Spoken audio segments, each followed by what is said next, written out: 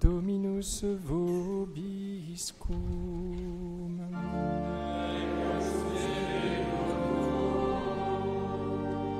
Sequentia Sancti Evangelii secundum Lucam.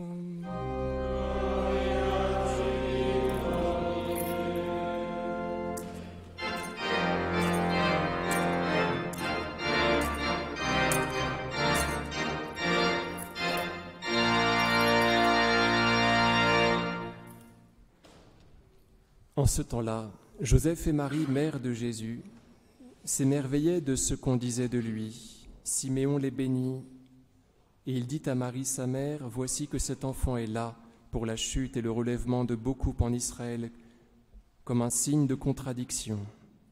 Et toi-même un glaive transpercera ton âme, ainsi seront dévoilées les pensées de beaucoup de cœurs. » Il y avait aussi une prophétesse, Anne, fille de Phanuel de la tribu d'Azer, fort avancée en âge. Elle avait, après sa virginité, vécu 7 ans dans le mariage, et elle était demeurée veuve jusqu'à 84 ans. Elle ne quittait pas le temple, servant Dieu nuit et jour dans le jeûne et la prière. Survenant à cette heure même, elle se mit à louer Dieu et à pleurer devant et à parler de l'enfant à tous ceux qui attendaient la délivrance d'Israël. Lorsqu'ils eurent tout accompli selon la loi du Seigneur, ils retournèrent en Galilée dans leur ville de Nazareth. L'enfant cependant grandissait et se fortifiait, il se remplissait de sagesse, et la grâce de Dieu était sur lui.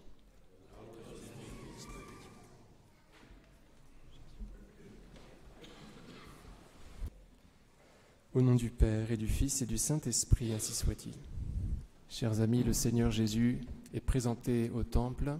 Il va rencontrer 2 anciens, Siméon, qui fait une prophétie joyeuse quand il déclare qu'il est en face de la lumière des nations, et une prophétie douloureuse, vous savez, quand il parle de ce signe de contradiction. Ton fils sera un signe contredit, afin que soient révélées les pensées de bien des cœurs.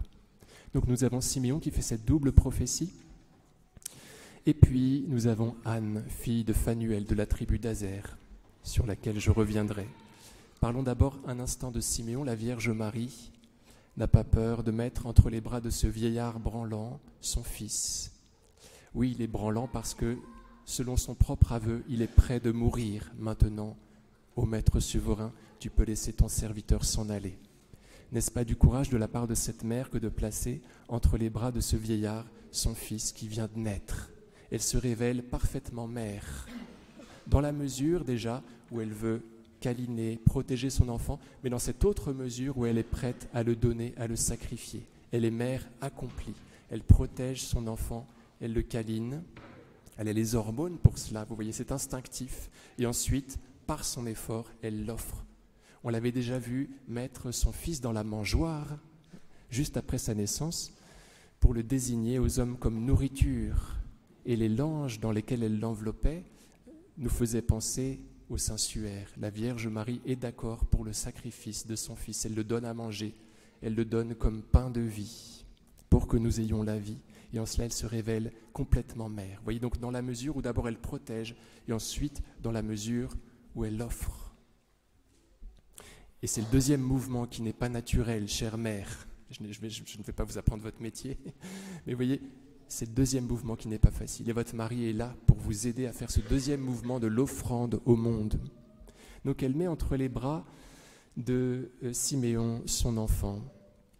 Et Siméon fait donc cette prophétie joyeuse. Il sera la lumière des nations. Et puis cette prophétie douloureuse. Il sera contredit pour que soient révélées les pensées de bien des cœurs. Les pensées, dans les évangiles, j'ai regardé avec un moteur de recherche, c'est toujours revêtu d'une connotation péjorative. Ce sont des pensées de péché. Pour que soit révélé, ton fils sera contredit, il connaîtra la souffrance, pour que soient révélés les péchés. Alors, il faut qu'il soit révélé pourquoi ? Pour qu'on soit couvert de confusion, c'est bien vrai, mais pour qu'on soit guéri. Parce que, comme le fait le médecin, le Seigneur met en lumière pour assainir. Autrement dit, le Fils est contredit pour que les péchés soient vus, pour notre confusion, et pour que les péchés soient aussi effacés. Donc le Fils souffre dit Siméon, il va souffrir pour que nous ayons la vie. Et il dit à la Vierge Marie, avant de parler de la fructification des souffrances du Fils, il parle à la Vierge Marie de sa propre souffrance. Et toi, un glaive transpercera ton âme afin que soient révélées les pensées de beaucoup de cœurs. Autrement dit, la Vierge Marie participe à cette rédemption. Elle aussi est contredite, elle souffre afin que les péchés soient révélés et effacés. Ensuite, Anne, fille de Phanuel. On a le droit de faire un petit calcul. Elle a été mariée pendant 7 ans, nous dit l'Évangile selon saint Luc. Elle était mariée pendant 7 ans et elle en est à 84 ans de vie. Si on fait 84 moins 7, ça fait 77. Autrement dit, cette femme a été mariée pendant 7 ans et elle a été sans mari, sans homme, pendant 77 ans. 7 ans, cela signifie qu'elle a fait un mariage heureux, parce que le chiffre 7 évoque l'accomplissement, la plénitude. Elle a été parfaitement heureuse avec son mari. 77 ans sans mari, cela signifie qu'elle a été également parfaitement assoiffée d'une présence. C'est certainement parce qu'elle a connu un mariage heureux que maintenant, dans son veuvage, elle est parfaitement douloureuse en plénitude, puisqu'elle est sans homme, sans mari pendant 77 ans. Vous voyez, les deux chiffres vont ensemble. Puisqu'elle était parfaitement heureuse en mariage, elle est maintenant parfaitement assoiffée. Et le Seigneur Jésus arrive précisément à ce moment-là pour se désigner comme celui qui est capable de l'assouvir véritablement. Le Seigneur Jésus qui arrive comme la plénitude, comme celui qui est capable de répondre à la soif de tout notre être. On avait un petit peu la même chose avec la Samaritaine, souvenez-vous. Elle dit au Seigneur Jésus, « Je n'ai pas de mari ». Elle lui fait cette confession et le Seigneur Jésus de vanter son humilité. « Tu as raison de dire que tu n'as pas de mari car tu en as eu 5 et celui que tu as maintenant n'est pas ton mari, tu dis vrai. » Autrement dit, tu en es à ton 6e mari, tu es malheureuse en amour et moi je me présente comme le 7e homme, comme celui qui est capable de te satisfaire, de te donner la vraie joie. Donc, vous voyez, on a un peu la même idée là, avec la fille de Phanuel, avec Anne. Parfait mariage et parfait assoiffement. 7 ans de vie commune et 77 ans sans personne. Le Seigneur Jésus arrive et par son incarnation, il nous guérit d'un seul coup. Souvenez-vous de ce que disait Siméon, donc nous n'avons pas ces paroles, hein, nous n'avons pas la prophétie joyeuse dans cette péricope où il dit « Maintenant, ô Maître souverain, tu peux laisser ton serviteur s'en aller, car mes yeux ont vu le salut que tu préparais à la face des peuples, lumière qui se révèle aux nations. » Donc Zacharie, lui aussi, par le simple fait de l'arrivée du Christ, est satisfait, il est content. C'est comme s'il avait été sauvé, vous voyez, non pas par Pâques, mais par incarnation. Bien sûr qu'il pressent qu'il va y avoir la Pâque, qu'il va être sauvé, mais la simple présence de Jésus lui suffit. Il se dit, ça y est, je suis arrivé à bon port. Ça y est, on vient me chercher. Ça y est, j'ai la présence définitive. C'est pareil pour Anne, vous voyez, elle se sent sauvée par l'incarnation, c'est-à-dire par la présence du Fils de Dieu. Bien sûr qu'elle pressent que dans cette incarnation, il y a la Pâque qui se prépare, mais elle se sent déjà sauvée. Elle est arrivée à la plénitude par le simple fait de la présence de Jésus. C'est un petit peu comme un otage, quand il voit les commandos arriver, qui vont l'exfiltrer, il se dit « ça y est, je suis sauvé, ils sont avec moi, et je courrai quand ils me demanderont de courir. » Vous voyez, c'est leur métier. Donc, ils se sont déjà rassérénés par le simple fait de la présence des militaires. C'est pareil avec le Seigneur Jésus. Il est là. On sait qu'il va nous sauver. On peut lui tenir la main.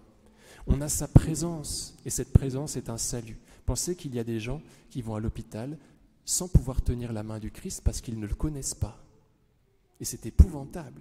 Et cela doit réveiller notre évangélisation, notre charité pour eux. On ne peut pas laisser des gens tout seuls, surtout des gens qui sont dans la souffrance.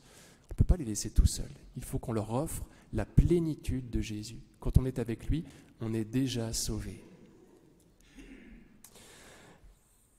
J'ai lu cet été la vie de François-Xavier Van Thuan, cet évêque qui était, vous savez, qui a eu maille à partir avec le communisme et qui était enfermé dans ses geôles pendant longtemps, qui était en proie à des sévices épouvantables, on l'empêchait d'aller aux toilettes, etc. Et alors il avait réussi à se procurer, par le biais de sa famille, un petit peu de pain, un petit peu de vin, très très peu. Et il arrivait à célébrer la messe d'une façon cachée.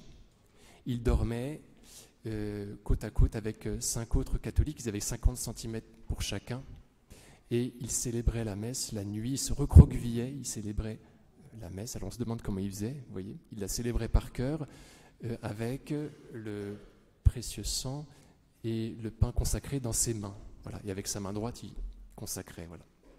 À mon avis, c'est comme ça qu'il faisait. Et puis, il partageait le corps du Christ avec ses voisins qui étaient catholiques, et au moment des séances d'endoctrinement, eh bien, il en profitait pour donner aux autres catholiques un petit peu du pain de vie qu'il avait mis dans du papier à cigarette. Et donc, c'était le moment où tout le monde était rassemblé, vous voyez, où ils étaient prêchés, et lui, il en profitait pour gesticuler un petit peu et transmettre le pain de vie. Et alors, c'est là que je voulais en venir. Selon ses dires, au moment de la messe, au moment de la communion, il était en paradis. Il se trouvait en paradis déjà. Il était déjà, en fait, arrivé au port, alors même qu'il était dans la déréliction humaine la plus grande, parce qu'il était avec le Seigneur Jésus présent. Profitons de sa présence. Il est là, son incarnation signifie sa présence dans notre chair, dans notre humanité. Profitons de sa présence et faisons-le connaître. C'est très simple, il faut dire que le Christ est mort et ressuscité, qu'il est présent, qu'il nous offre son amitié, qu'on peut lui parler, des choses toutes simples comme cela. Le Seigneur fait ensuite porter du fruit à nos dires. On ne peut pas faire l'économie d'une transmission par la parole, c'est impossible. Malheur à nous si nous n'annonçons pas l'Évangile. Au nom du Père et du Fils et du Saint-Esprit, ainsi soit-il.